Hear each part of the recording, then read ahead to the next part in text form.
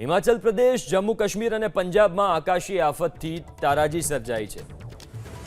રાવી નદીના પૂરના કારણે પંજાબના ગુરદાસપુરમાં સ્કૂલમાં 400 વિદ્યાર્થીઓ અને શિક્ષક ફસાયા છે।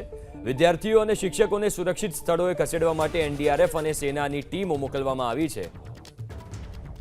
રાજ્યમાં ભારે વરસાદને કારણે તમામ શાળાઓને 30 ઓગસ્ટ સુધી બંધ રાખવાનો આદેશ આપવામાં આવ્યો। શાળાની ચારે તરફ પાણી ફરી વળતા વિદ્યાર્થીઓ સ્કૂલમાં જ ફસાયા છે।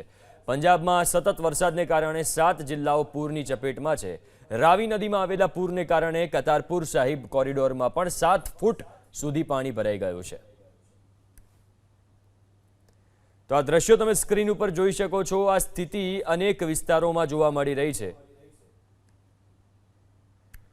તો હિમાચલ પ્રદેશ, જમ્મુ કાશ્મીર અને પંજાબમાં આકાશી આફત સર્જાઈ અને આ તમે ગુરદાસપુરના દ્રશ્યો તમે જુઓ, જ્યાં કમર સુધીના પાણી ભરાયા છે। અનેક જગ્યાએ સ્કૂલોમાં પણ પાણી ભરાયા છે। ગુરદાસપુરમાં 400 વિદ્યાર્થીઓ અને શિક્ષક ફસાયા। એમની રેસ્ક્યુની કામગીરી અત્યારે ચાલી રહી છે। સેનાની ટીમ પણ મોકલવામાં આવી છે। તમામ શાળાઓને 30 ઓગસ્ટ સુધી બંધ રાખવાનો આદેશ આપવામાં આવ્યો છે।